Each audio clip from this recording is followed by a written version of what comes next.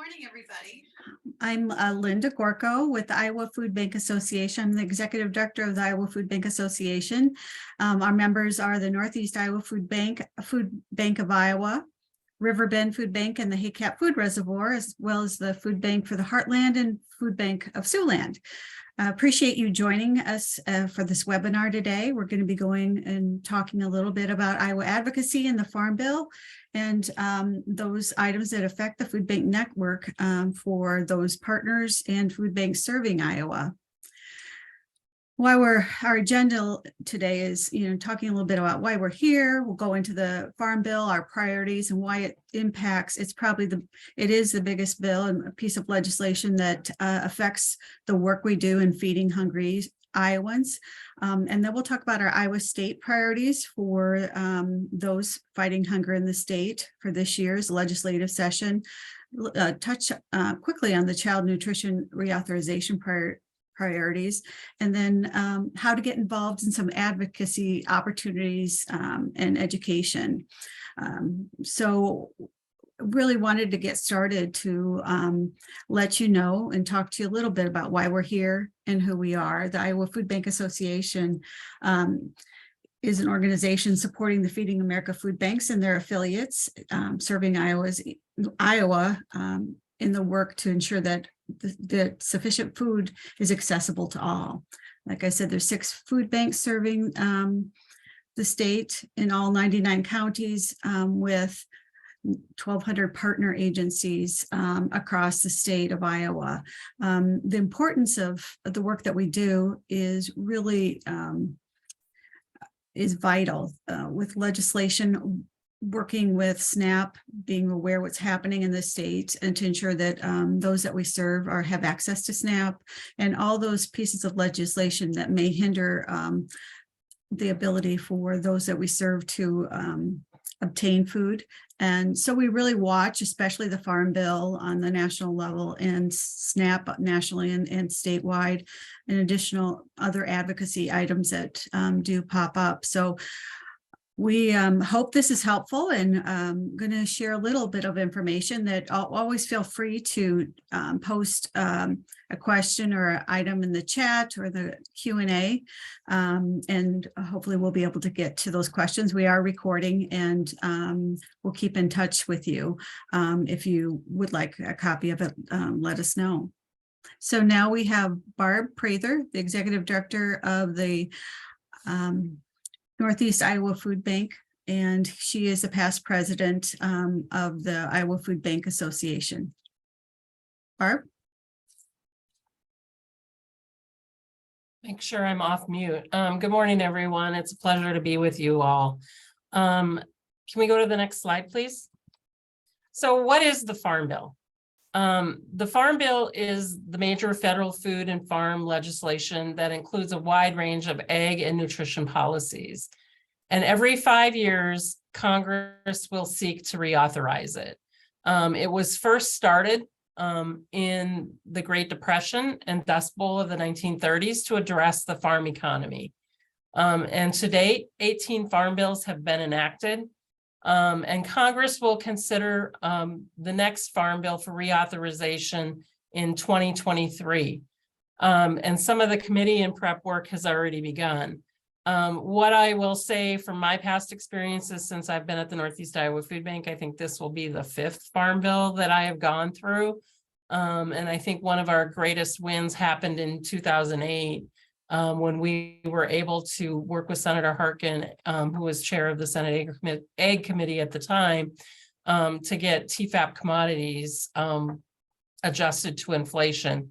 So it wouldn't just be the same amount coming in every year, that it would adjust as inflation adjusted. In some cases, it was less commodities because your dollar didn't go as far. But that's just one example of a win that we've had from past farm bills that have gone through. Next slide, please. So what is the impact of food insecurity, and why is it important to the Farm Bill? The Farm Bill, as you'll see in a couple minutes, the greatest portion of it has to do with nutrition programs. Federal nutrition programs ensure millions of food insecure individuals and families have access to food. And we saw this really take effect during the pandemic, when people were finally able to get the maximum allotment for SNAP, which put more money in their pockets to buy food. All of that, it has to do with making people food secure, and the Farm Bill is a big piece of that. Hunger isn't a partisan issue. We will work with both sides of the aisle, both Senator Grassley and Senator Harkin in the past, Senator Ernst as well now, to make sure that people have access to food, and that the voice isn't always just about the farmer, that the voice is also about the food insecure person. And we bring people together to talk about that and raise that awareness towards it. Food banks do what they do to meet the need as they can, but hunger can't be solved alone without additional support and a safety net from the government, and that's what a strong farm bill does. It helps ensure that we have more food, but also it will increase the access to SNAP and be a safety net for people who need it. I just lost. You just lost me. Just lost me. Just lost me. We can hear you. Okay, I'm sorry. My screens all went black. I apologize. Okay, so what does that mean for me? So if you look at the Farm Bill, it covers land conservation, food access, food assistance, and food production. And in a second, the next slide will go into it, but there's really 12 titles in the Farm Bill, and nutrition is Title 4 of that, but it's also the biggest. 76% of the Farm Bill, the last Farm Bill that was passed in 2019, was related to nutrition programs. And as you can see, it covers conservation, commodities, crop insurance, a few other programs, as well as nutrition, which is, we're going to dig into the nutrition part of it on a high level, really digging into TFAP and SNAP here in a minute. You want to go to the next slide? These are a list of all the different programs that are a part of the Farm Bill. They include the Emergency Food Assistance Program for you who run pantries. That includes TFAP, the commodities that you get through food banks. It includes SNAP, and under SNAP you have benefit levels and enrollment policies. SNAP outreach, which the Iowa Food Bank Association has the program for Iowa with this, and excuse me. I'm going to just keep talking because I don't know what's going on with my computer here. We have employment and training programs, but then there's also other programs such as, completely lost. Can you hear me? Yes. Okay. I again apologize. As you can see, there's a lot of other programs that are related to this as well. Commodity Supplemental Program, the Food Distribution for Indian Reservation, Senior Farmers Market, a Nutrition Incentive Program, Farms to Schools, and Community Food Projects. We're not going to get into these. We're going to focus mostly today on SNAP and TFAP. You want to go to the next slide, please? SNAP is the program that was formerly called food stamps. It's the bedrock of the nation's anti-hunger system, serving more than 40 million people. SNAP is the largest, as I said before, the largest anti-hunger program in the United States. The program's eligibility and oversight rules and spending levels are all a part of the Farm Bill. There are some SNAP perceptions on Capitol Hill. SNAP becomes more partisan. Usually proposed cuts to the program happen during the Farm Bill.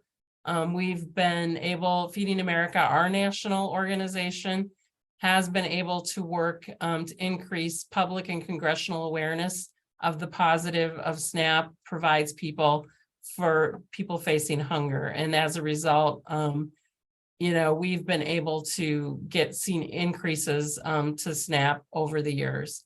For every meal that Feeding America food banks provide, SNAP provides 9 meals. So the work that SNAP does really helps cut into food insecurity in our country. Our asks this time for the Farm Bill related to SNAP is to increase the purchase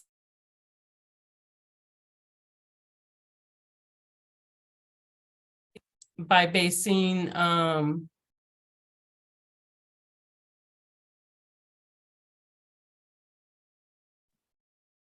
You are breaking up now, Barb. I'm gonna cover the asks. Well, maybe Barb restarts her computer. My name is Anissa Wannet, by the way. IFB, so increase SNAP's purchasing power by basing SNAP benefits on the low cost food plan rather than the thrifty food plan. This will help make sure that the SNAP dollars go a longer way. The low cost food plan is based on like minimum nutrition requirements, whereas the thrifty food plan is based on minimum requirements, and low cost will up the dollars provided through SNAP a little bit. Can you hear me now, Anissa? Yes, absolutely. Okay, sorry about that. I don't know what's going on with my computer this morning. That's okay. You can pick up on the second bullet. Why don't you continue to take it, Anissa? Oh, okay. Can you go back one, Jared? We'll also want to, we'll be advocating to streamline SNAP eligibility and enrollment by improving and simplifying applications. What this means is so many times a lot of the people we serve apply for SNAP or WIC or Medicaid. And if any of you have college students, you know that they've come up with this universal college application. We're kind of pushing to make sure your Medicaid application can be used for SNAP. Or if you already have WIC, you can use that to apply for SNAP. So you're not constantly filling out applications, as well as reduce the number of in-person visits required to authorize programs. Next slide, Jared. We also want to ask to improve SNAP structure to allow for more gradual tapering of benefits. We talk a lot about the benefits cliff, right? You hit a certain dollar amount and you lose all assistance, which actually puts you worse off than you were. So it almost penalizes people that start working harder or get a little minimal raise, and then they lose all their benefits. So we don't want to be in a situation where people who are gainfully employed lose benefits if they get a slight raise or something like that. And then the last ask is going to be provide better support for individuals seeking employment by fully funding training programs, making sure the training programs that are offered align with best practices, and removing the time limits on benefits to support participants as they find work. If anybody has looked for a job recently, it takes a little longer than 3 months or 6 months sometimes, unfortunately. The TFAP, the Emergency Food Assistance Program, is the other large portion of the nutrition programs that we are advocating for. These are commodity programs. This is the USDA commodity program, so that the food banks distribute to food pantries. Much of the food is purchased and distributed by FANO network, FANO members and partners. The issue is that while the federal program is administered at the state level, there's a lot of variance between states about how that happens. And as you all know, this is incredibly important for food banks because it provides so many different nutritious options. TFAP provides 30% of the food distributed by the network in 2020. And, as you have all seen recently, if your TFAP programs, there's been issues with the supply chain and purchasing orders, right? So our TFAP orders have been getting canceled, and that significantly reduces what food banks and food pantries have on their shelves in order to provide to people. Thanks, Jared. So our asks for the Farm Bill will be to increase mandatory funding by $250 million. We also want to increase the storage capacity funds because as especially the food banks are aware, but also the food pantries, while there is a minimal amount of money provided for storage, it simply isn't enough, and the food banks cover most of the costs for storage and distribution. And also want to bolster the TFAP Farm to Food Bank program by increasing funding, removing the state match, which in Iowa, the state match is completely provided by the food banks, and allow states to prioritize projects for donated food at a low cost. So we thought we'd take a couple of minutes if anyone had specific questions on the Farm Bill before we go on to our Iowa priorities and on to child nutrition programs. And if you can't think of one right now, feel free to drop it in later, and we will definitely have more time at the end to answer questions.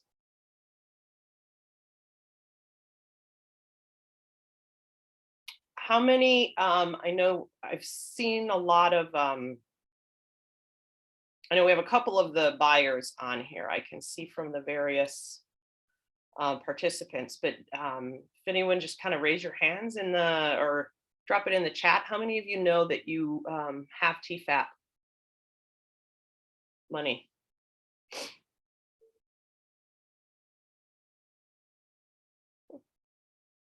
Or not? I guess, Linda, we will pass it on to you. Yes, wonderful. Thank you, Nisa and Barb. I do know, and we all know, with the food banks and all the food sourcing people at the food banks, that the amount of food that we're receiving is quite lower than we have had in the past years. It's something that's tracked closely, and it's not that. I think that's the biggest thing, is trying to get more TFAP food. But that's something we're working on and really trying to push forward. That right now the TFAP food is not there, or we're not receiving as much. So that's a big part of the work that we do. So I wanted to talk to you a little about the Iowa state priorities. When we look at the state of Iowa Food Bank Association, looking at what are we going to be talking to our legislators, state legislators, it's an area that each of you can help impact, and wanted to make you aware and really working together as when we look at our across the state, 1,200 pantries and 6 food banks and all the wonderful board of directors, volunteers, everybody that's working to fight hunger, looking to what are we going to stand for, and really and be aware of this legislative session. One thing that I do want to make you aware of is the biggest thing that we do is also scan and make sure there isn't harmful legislation brought up, and we work to defend access to SNAP in Iowa. And last year there was some legislation proposed of having recipients, the value of their cars be part of their income. There was a lot of things that we were looking at, and it just didn't make sense, and it would really hinder Iowans' access to SNAP. So right now we're not aware of any legislation being brought up right now, but I want you to be at least be aware that that's something that we're scanning and working with other organizations to really be aware of. So if there is something, if you'd like to be on our list, we can provide you updates and keep you connected in regards to defending access to SNAP in Iowa. And I think talking to your legislators about that and the importance of SNAP to our organizations. We'll be sending out after this webinar a little bit of informational sheet about that and how, excuse me, how SNAP does impact Iowa and help feed the hungry in Iowa so so brilliantly in the state. So we'll share some information about providing you some information and talking points about that. So just wanted you to be aware of that. And then also state appropriations for local food purchasing. One of the things that with the food banks and pantries is, as we all know, is food is a priority, and getting that food. TFAP food is down, and we've seen lower numbers of the available food to purchase or affording the cost of food and all the rising prices. Really to start talking to the legislators about the ability to have local food to feed the hungry while supporting the Iowa producers. So we're looking at food produced and or processed in Iowa, and that would be for the network to help feed the hungry. So that's one of our priorities that we are looking first to begin this year, educating our legislators on that and the importance of it. During the pandemic, I think we all were aware of the pork and getting pork and how can we get additional food into the food banks and to our partner agencies. And so really worked about how can we work in the state of Iowa to get produced and processed food to those that are hungry. We are right now in the midst of working with the USDA in a statewide work. It's not a lot of money, but it's at least we're working on and utilizing a little bit of that USDA funds for that, but really trying to start an Iowa a program for a long term.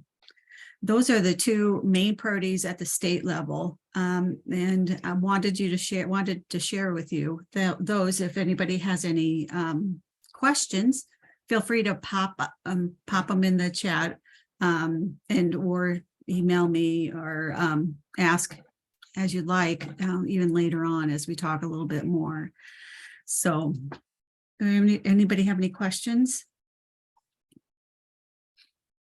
And of course, with the new legislative session starting in January in the state of Iowa, there will be new legislators. We can send you out a link to how to find your legislator if you need that. But really connecting with our all the new and existing, the previously seated positions in our state government. So want to make sure that we help you with anything like that. So, and now we have, I think, and CNR, Child Nutrition Reauthorization. I think if Barb's back on, if you'd like to share up about that.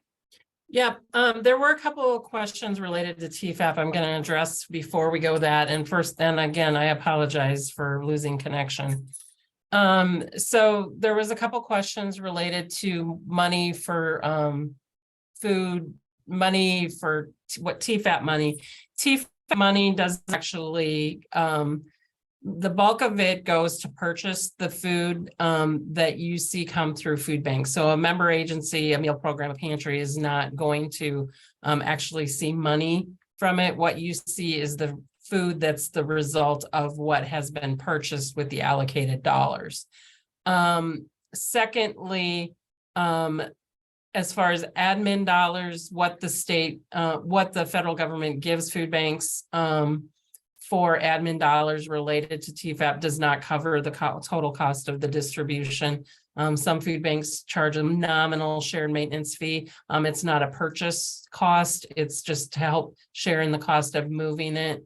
I know during the pandemic, and a lot of times the commodities that come through our food bank go out at no cost, but there is a nominal cost there to help underwrite that whole cost. But overall, food banks have never gotten enough money of what it costs to process that or to allocate that. So I hope that answers your questions. Member agencies will not see money, they will see product that comes through the food banks. So I hope that answers the questions. So moving on to child nutrition programs, because the child nutrition program will be reauthorized at some point. It aims at fighting childhood hunger. Iowa produces 9% of the world's food, but 11% of the Iowa children are still food insecure. The main child nutrition programs are school breakfast, the National School Lunch Program, summer and after school nutrition programs, child and adult care food program, and the special supplemental nutrition program for women's, infants, and children known as WIC. So with that, as we move forward with child nutrition, these are the main things that we focus on. You go to the next slide, please. Just some highlights of this. 1 in 8 children struggles to know where their next meal is going to come from, impacting their health and education. Children consume up to 50% of their total daily calories at school, but when classes end and summer begins, 83% of children eligible for summer meals don't participate. Summer EBT pilots, which provides families with an EBT card, are making up for some of that, and have proven to be effective in lowering children's food insecurity, and lead to more nutritious meals. And the child nutrition reauthorizations program still remains unpassed, but might need to act on it in 2023. And it still exists, it still continues through a continuing resolution. It just hasn't been completely reauthorized. So what are the child nutrition asks from our federal legislators? And remember, this comes from the federal government. Streamline regulations to providers so they can feed children year round. You know, a real life example is that we operate a program during the school year that's funded through after school CACFP after school program. In the summer, we operate the summer feeding program. A lot of it is at the same sites. So that means we literally have to stop paperwork for one program and start another. It would be great if it was all seamless and just went year round. So we were only operating one program. Provide summer electronic benefits, the EBT to families with children eligible for free and reduced price lunch. Allow communities to adopt innovative program models to reach children who lack access to the summer feeding sites, and increase participation of eligible families in WIC by expanding eligibility, streamlining and extending certification, and supporting continued integration of technology and modernizing the services. So with that, I see there's a couple more questions. The one from Matt is actually, I'll cover on the first slide. And yeah, Jean, a couple people had asked why WIC wasn't in the Farm Bill earlier, and it's because it's in child nutrition. Anything that has to do with kids goes under the CNR. And that gets very confusing. It is. You would think they would all be under the same.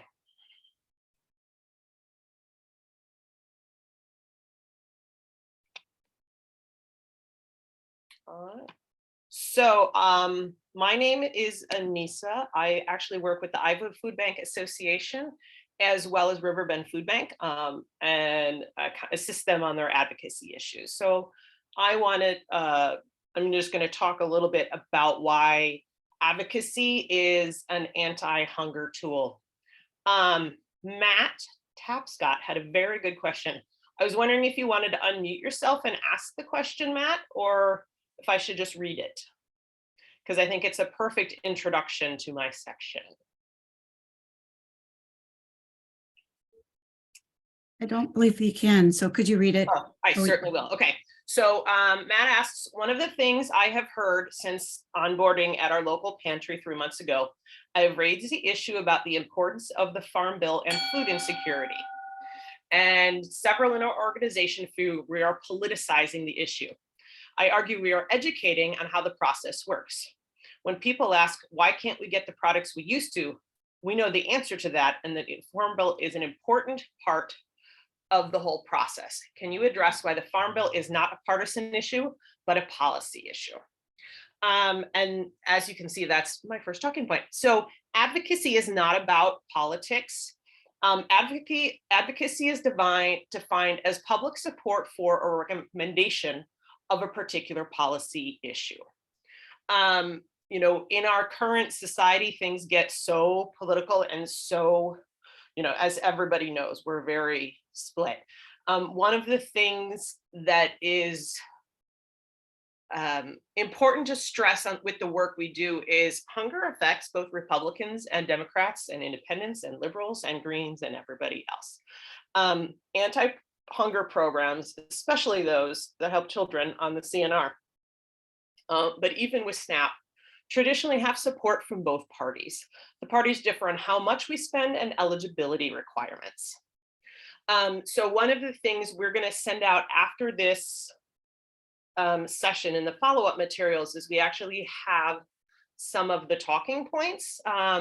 You know, Barb spoke very eloquently on the Farm Bill, but we have X amount of minutes, right? So we have a much larger one-pager issue that you can share. If you find those aren't helpful, or if you have specific questions, please feel free to reach out to Linda and we'll work on other answers that you can work with your organization. Another thing I hear a lot when I work with nonprofits on advocacy is nonprofits worry that they shouldn't be advocating because it's political. And nonprofits can actually advocate as much as they want if it is nonpartisan. So nonprofits are not allowed to say, vote for this person, but nonprofits are allowed to say, you know, these, for example, you'll see nonprofits issue a lot of candidate questionnaires, right? So they ask candidates all the same questions and report on their answers word for word. So that way they are not saying, hey, we support this person or that person. They're saying, these are the candidates and what they think about the issues we care about. So the other thing I hear a lot is there's a slight difference between advocacy and lobbying, which I'll go over in the next slide. And nonprofits can also lobby as long as it's not a substantial part of activities. And when it comes to especially food banks and food pantries, the amount of lobbying you would have to do to make it a substantial part, given all of the incredibly hard work you do providing food to people experiencing hunger, you're never going to pass that substantial part, or you are very unlikely to pass that substantial part. So if you have members of your organization or board that are concerned about that, we also have some talking points there that we can set up. Next slide.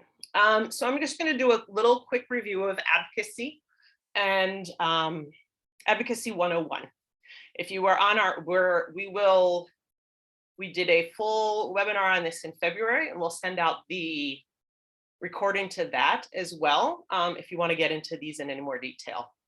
But there are really, you know, three parts when I think of advocacy that make up the process. One is education, one is advocacy, and the smallest part is lobbying, right? So education is when you're talking to the general public. Anything you post on Facebook, explaining, you know, if any of you help people get SNAP or sign up for SNAP, or writing a letter to the editors about what the face of hunger looks like in your communities.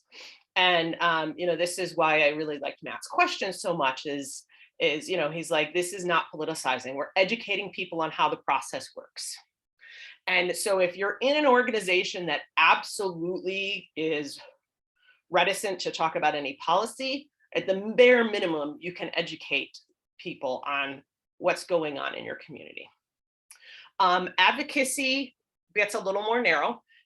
When you're educating elected officials on the issue, then it becomes advocacy. It's only lobbying when you're asking an elected official to vote a certain way, like please vote to pass HR 0000. A lot of times, you know, when I work with both Iowa Food Bank Association and Riverbend, we spend a lot more time on education and advocacy. Although the next year we'll be doing a little more lobbying because the Farm Bill is so important, you can't ignore it. It is still never going to become close to a substantial amount of their activities. Next slide. So there's different tactics when you're talking about advocacy. And remember, I'm kind of using these three terms. I'm going to loop them all under advocacy. And what you say is going to depend on whether it's education, advocacy, or lobbying. First, keeping yourself informed, right? So Iowa Food Bank Association, Feeding America, and all the food bank listservs have listservs that you can sign up for, that as well as social media accounts that put a lot of information out about the issues. If you don't follow the Iowa Food Bank Association on Facebook, please do. And we have the numbers at the end. We're in the middle of a education campaign on what the face of hunger in Iowa looks like and how SNAP affects that. So again, it's not a partisan issue. People from all over Iowa, especially children, are experiencing this. Volunteering is an also important advocacy tactic. It's helping you get to know about the issue. I'm not sure from the people on the call. I know we have some board members and some volunteers signed up. We have a lot of staff from food banks and food pantries. But it definitely provides you with a new insight that makes it important. So when you're talking about the face of hunger and the importance of nutrition programs to your friends and family, you're speaking with a little bit of authority. Or if you're writing a letter to the editor, you're speaking with a little authority on the subject, right? It's not just something I follow on Facebook. Like, I have experience with this because I volunteer. I see this every day. Letters to the editor for the local newspaper are very, very effective advocacy tactics. These are especially impactful when they come from executive directors, board members, volunteers, or people with lived experience. That doesn't mean staff are not as effective, but they will be. Congressional staff reads all the letters to the editor in local papers. And so even though you're not directly contacting an elected official, the information will get there. And then the last two are definitely advocacy and lobbying, which is contacting elected officials through a variety of forums. If you don't know what ResistBot is, we're going to send a link out with that too. It is my absolute favorite way to contact elected officials because it's super free and super easy, and you can do it on text messaging or Facebook, which is what people like to do these days. And finally, meeting with elected officials. Next slide. The Iowa Food Bank Association is also organizing a day on the Hill to talk with Iowa legislators about the issues that Linda brought up about protecting SNAP in Iowa and strengthening our farm to food bank programs. So we'll send out more information in January, but we hope you'll save the date.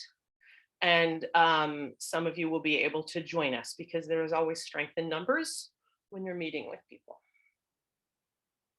Next slide.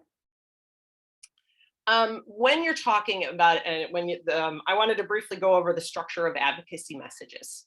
Whether you're writing a letter to the editor or publishing on Facebook, there's kind of three things you want to keep in mind.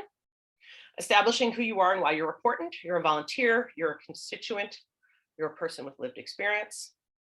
You want a clear ask, right? Supporting or opposing a bill, or just increase funding for nutrition programs, federal nutrition programs. If you say increase funding for federal nutrition programs, you're absolutely advocating and not lobbying. If you say increase funding for the Farm Bill, that's the difference there. Streamlining SNAP application processes is actually not advocating or not lobbying, and that is advocating because it's a program that already takes place.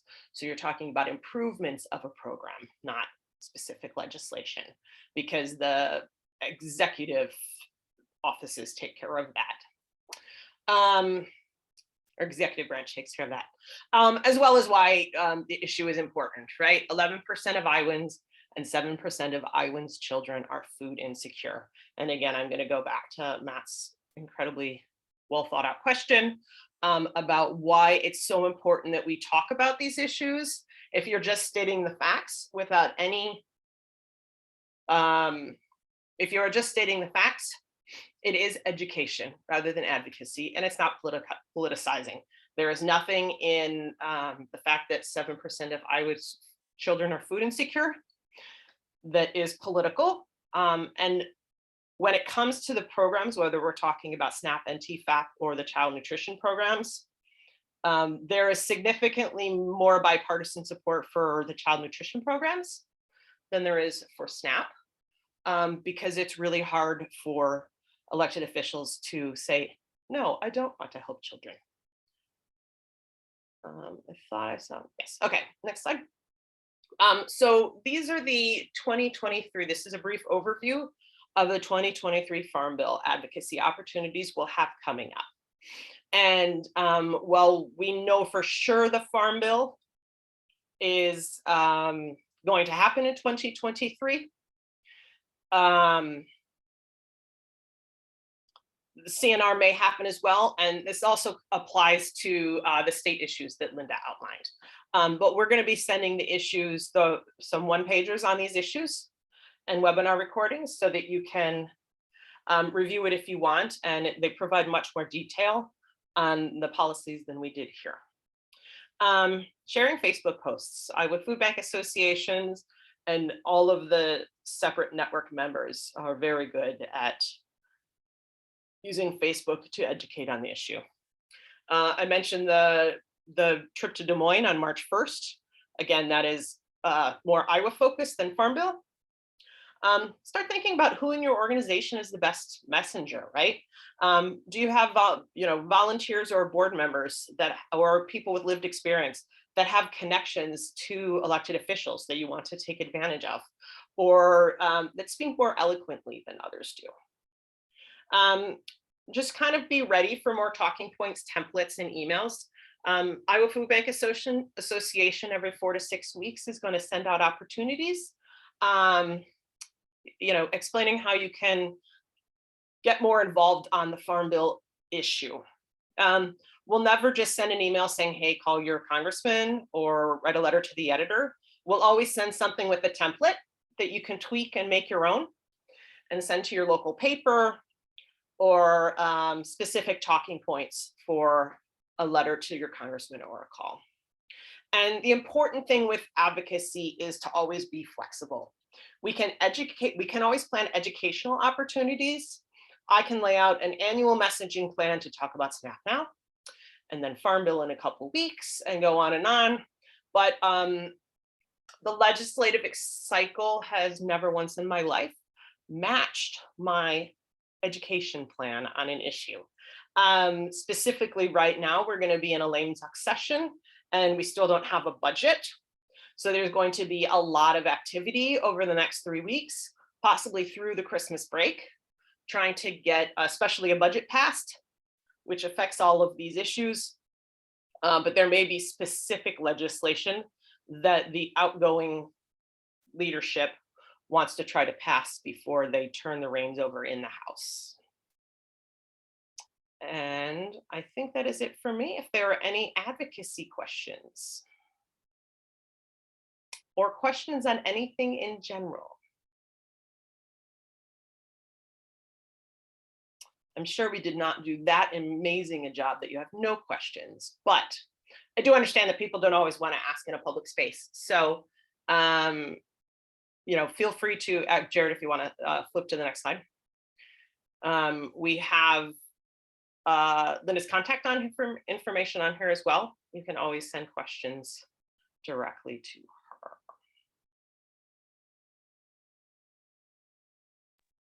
Thank you, Anissa. I appreciate it. And I think the work that we're doing collectively, it takes a lot of voices, and that's where we have the opportunity to work together.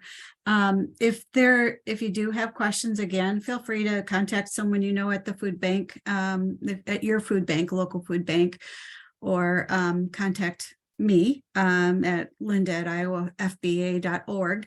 We'd love to have you follow us on Facebook, and we'll follow you back as we share information and go along as information does come up. So once we are able to learn what is happening on the state level, we sure will share that out. But that's our biggest interest is helping you and supporting everybody's work to help in that advocacy. If you do have a question or concern about nonprofits, I know contact to your auditor. We keep it under lobbying when she talks about that. That's very true. Keep it under 20% of your whole budget, our time. I think if you want specifics, I think you can talk to your auditor about that just to make sure that you follow the rules. But really the most of the work that we are doing is that education, and want to help you in that education. A great question. The FANO members and partners. FANO is a Feeding America network. That's we're all a part of that Feeding America network, and the food banks. We're all Feeding America food banks. We have the opportunity and benefit in the state of Iowa that Barb Prather, the director of the Northeast Iowa Food Bank, is a member of the actual FANO board. So she has a voice with Feeding America on a national level also, and can share. It's great because we're able to share what's happening in the state, and she's a great resource for us, not only because of her wonderful experience, but also her capacity on the national level with Feeding America. In actuality, all the food bank directors in the state, Riverbend, Northeast Iowa Food Bank for the Heartland, Siouxland, Hiccup Food Reservoir, and Food Bank of Iowa are knowledgeable. The directors are very knowledgeable in the areas that we're talking about, and are really resources for you and a partner for you to ensure that everything is provided to you. So I also wanted to say a quick thank you to Jared Feynman for helping us with the slides and progressing through. And I want to thank everyone for attending, and we'll be sending out that follow-up information. Thank you, Barb, and thank you, Anissa, for sharing this information with everyone. We hope you find it helpful, and we'll keep connected. Thank you.